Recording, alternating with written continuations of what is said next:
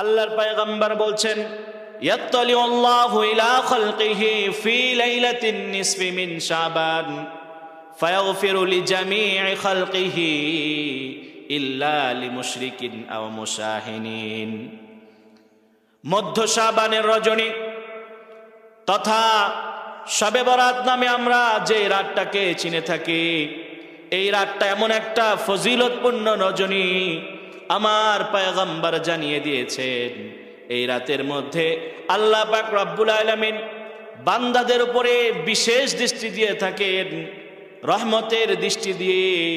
আল্লাহ তাআলা দুনিয়ার যত মানুষ আছে, যত ইমানদার আছে, ওই ইমানদারদের জিন্দেগির যত গুনাহ খাতা আছে সমস্ত গুনাহ খাতাগুলোকে মাফ করে দেয়।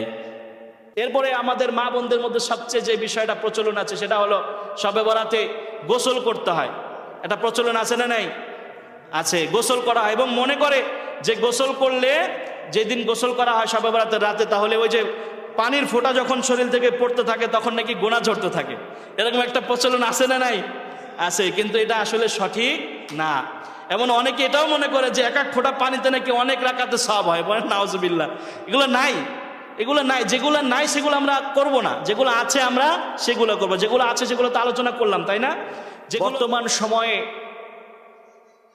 এক শ্রেণীর মানুষকে দেখা যায় যারা এই শবে বরাত বা লাইলাতুল নিসফি মিন শাবান অথবা লাইলাতুল বারাতকে এবং এর ফজিলতকে সম্পূর্ণরূপে অস্বীকার করেন এবং তারা এটা প্রমাণ করতে চান যে আসলে এই রাতটি কোনো ফজিলতের রাত নয়। আবার একদলকে দেখা যায় এই রাত উপলক্ষ করে এমন ঢালাওভাবে আয়োজন করা হয় এবং তারা এই রজনীকে ভাগ্য পরিবর্তনের রজনী হিসাবে মনে করে থাকে, যার কারণে বিভিন্ন রকমের অনুষ্ঠান, আলোকসজ্জা, বিভিন্ন মিলাদ মাহফিল আয়োজন করে থাকে। এই দুটোটার কোনোটি অংশগ্রহণ করা যাবে না, দুটোটি থেকে আমাদের ফিরে থাকতে হবে।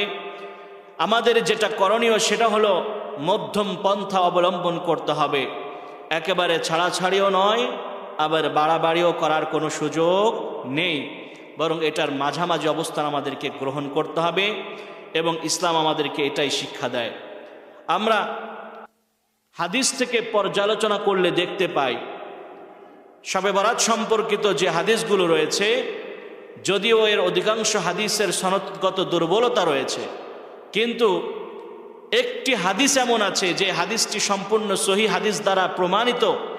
এটাই যথেষ্ট এই রাতের ফজিলত সাব্যস্ত হওয়ার জন্য। বাকি একটা কথা আমাদের মাথায় রাখলে ভালো হয়, সেটা হলো যখন অনেকগুলো দুর্বল মানুষ একত্রিত হয়, তখন দুর্বল অনেকগুলো মানুষ একত্রিত হওয়ার কারণে তখন তারা আর দুর্বল থাকে না, বরং তারা তখন শক্তিশালীতে পরিণত হয়ে যায়। তখন তারা শক্তিশালী হয়ে যায়, তখন আর দুর্বল থাকে না। ঠিক তদ্রুপভাবে হাদিসের একটা সিস্টেম আছে, যখন অনেকগুলো জয়ীফ হাদিস, সনদগত দুর্বলতা অথবা কোনো রাবির দুর্বলতার কারণে দুর্বলতা বলা হয়েছে, একটা পর্যায়ে গিয়ে যখন অনেকগুলো রেওয়ায়েত এভাবে বর্ণিত হয়, আস্তে আস্তে এটা বোঝাই যায় যে আসলে সনদগত দুর্বলতা থাকলেও প্রকৃতপক্ষে এই পুরা কাজটা এতভাবে বর্ণিত হওয়ার কারণে এটা মোটামুটি অবশ্যই একটি শক্তিশালী বিষয়। শবে বরাতের বিষয়টিও এরকম, যদিও এর সপক্ষে সহিহ হাদিসই আছে। আমরা যদি এই বিষয়টি সম্পর্কে আরেকটু খোলাসা জানতে চাই, তাহলে আমাদের প্রিয় ওস্তাদ মাওলানা মুফতি দেলাওয়ার হোসাইন সাহেব, যিনি আকবর কমপ্লেক্সের খতিব, অনেক বিজ্ঞ আলেমে দিন, আমাদের সেরে তাজ, আমাদের ওস্তাদদেরও ওস্তাদ, যিনি হজরত তকি উসমানী দামাত বারকাতহুমের শাগরিদ এবং খলিফা, ওনার একটা আলোচনা থেকে আমরা ইস্তেফাদা করতে পারি। উনি এক আলোচনায় বলছিলেন যে শবে বরাতের ফজিলতকে অস্বীকার করা হয়, অথচ এই শবে বরাতের ফজিলতের যে হাদিসগুলো, এই হাদিসগুলো বড় বড় সাহাবীদের থেকেও বর্ণিত আছে। এমনকি হযরত আবু বকর সিদ্দিক, হযরত ওমর ফারুক রাদিয়াল্লাহু তাআলা আনহু, আম্মা জান আয়েশা সিদ্দিকা রাদিয়াল্লাহু তাআলা আনহা কর্তৃকও শবে বরাতের ফজিলতের হাদিস বর্ণিত হয়েছে, সাথে সাথে তিনি দলিল প্রমাণ উপস্থাপন করেছেন যে আল্লাহ রাসূলের জামানা থেকে নিয়ে এই পর্যন্ত প্রত্যেক জামানায় শবে বরাত সম্পর্কে আলোচনা হয়েছে, আমল করেছেন, এবং এটা যে স্পষ্ট প্রমাণিত সেই বিষয়টি তিনি তুলে ধরেছেন। যদিও আমরা সে বিষয়গুলো নিয়ে এখন পরিপূর্ণ সেভাবে আলোচনা করব না, আমরা মোটামুটি এতটুকু নিশ্চিত যে এই রাতটি অত্যন্ত ফজিলতপূর্ণ রাত। এর কারণ হলো এটা এমন একটি রজনী, যে রজনীতে আল্লাহ পাক রব্বুল আলামিন অসংখ্য মানুষকে ক্ষমা করে দেন। পড়েন সুবহানাল্লাহ। এ ব্যাপারে যদি আমরা যে সহিহ হাদিসটি রয়েছে সেই সহিহ হাদিসটি আমরা আলোচনা করি, যেটি সহিহ ইবনে হিব্বানের মধ্যে এসেছে। আল্লাহর পয়গম্বর বলছেন, ইয়াত্তালিউ আল্লাহু ইলা খালকিহি ফি লাইলাতিন নিসফি মিন শাবান ফায়াগফিরু লিজামিই খালকিহি ইল্লা লিমুশরিকিন আও মুশাহিনিন। মধ্য শাবানের রজনী তথা শবে বরাত নামে আমরা যে রাতটাকে চিনে থাকি, এই রাতটা এমন একটা ফজিলতপূর্ণ রজনী, আমার পয়গম্বর জানিয়ে দিয়েছেন এই রাতের মধ্যে আল্লাহ পাক রব্বুল আলামিন বান্দাদের উপরে বিশেষ দৃষ্টি দিয়ে থাকেন, রহমতের দৃষ্টি দিয়ে।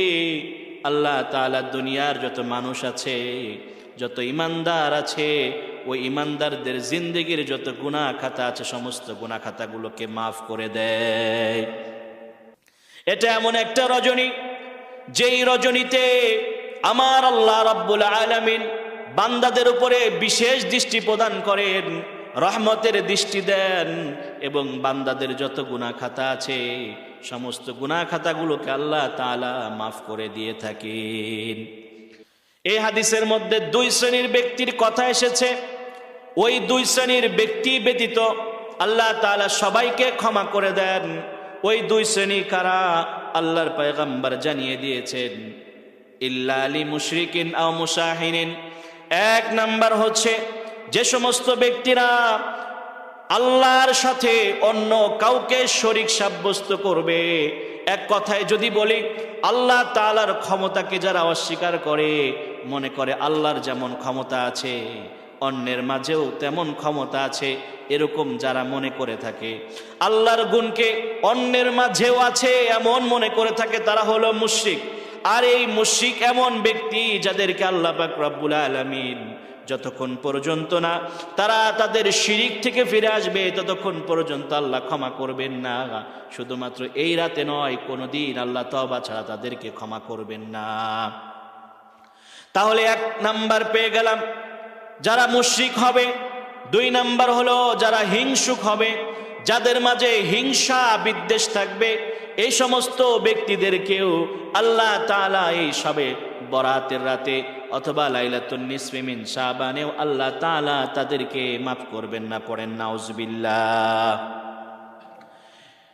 এই হাদিসের মাধ্যমে উলামা ইকরাম বলেছেন, এটা দ্বারা বোঝা যায় আল্লাহ পাক রব্বুল আলামিন বান্দাদের জীবনে যত সগীরা গুনাহ আছে, ছোট ছোট যত গুনাহ আছে, আল্লাহ তাআলা বান্দাদের সমস্ত সগীরা গুনাহকে মাফ করে দেয়।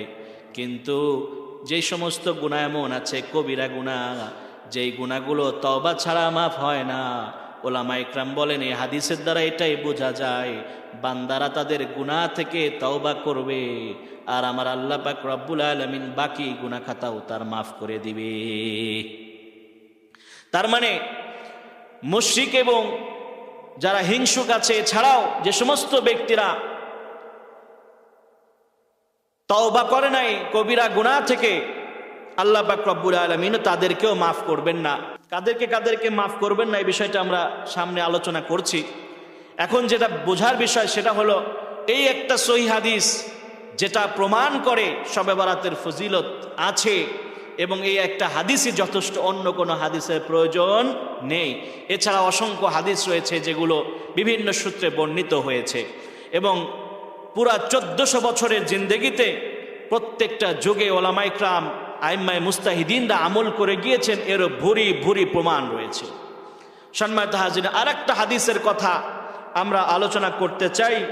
যে হাদিসটা সম্পর্কে ইমাম বাইহাকি রাহমাতুল্লাহি আলাইহি বলেছেন হাদা মুরসালুন জাইয়িদুন। আম্মাদান আয়েশা সিদ্দিকা রাদিয়াল্লাহু তাআলা আনহা, আম্মাদান আয়েশা সিদ্দিকা রাদিয়াল্লাহু তাআলা আনহা বলেন, এক রাতে আল্লাহর পয়গম্বর আমার এখানে আমার ঘরে রাত্রি যাপন করেছেন। রাত্রি যাপন করতে এক পর্যায়ে তিনি নামাজের মধ্যে দাঁড়িয়ে গিয়েছেন, সালাত আদায় করছেন, দীর্ঘ সময় ধরে নামাজ আদায় করতেছেন।